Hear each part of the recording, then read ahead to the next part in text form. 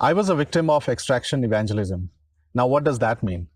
That means that the person who led me to Christ taught me that nothing should come between me and Christ. No matter it may be my family member, anything, or any person, nothing should come in between. When I accepted the Lord Jesus, my family stood against me, especially my father. When I told about this to my discipler, he said that if I love my parents more than anything else or more than Christ, I'm not worthy of his kingdom. I took his words literally, and I told my father that he was secondary in my life and Jesus was primary. That made him even more angry. The relationship with my father became so bad that ultimately I had to leave my home. Now, in my culture, if a son leaves the father in his old age, it is considered a very bad thing.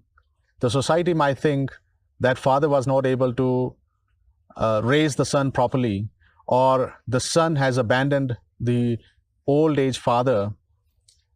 So it was a very negative thing in my culture.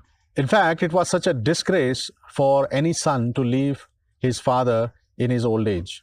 After that, I got married, had children, and later I realized what I had done with my father was actually bad. I went back to him, I asked sorry for my behavior, and he accepted my family and I back to him. But our relationship never became good. Even though he was living with us, but he could not love me as a son as he would do earlier. He always had that feeling in his heart that Christians have taken away his son away from him. So whenever my Christian friends would come to meet me in my house, at times my dad would shout at them and ask them to leave.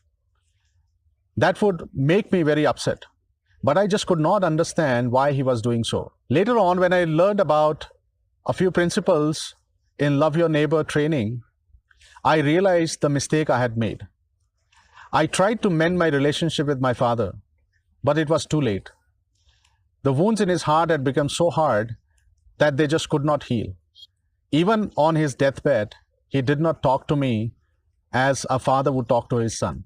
This is one thing I learned in Love Your Neighbor training: sensitivity to culture and family values. How I wish I would have learned these principles in the early days of my Christian life. I want to teach more and more people through Love Your Neighbor how to contextualize the gospel, how to preserve the culture and the family values. I want to teach them to be salt and light in their family, in their context. Love Your Neighbor has changed my approach to evangelism completely.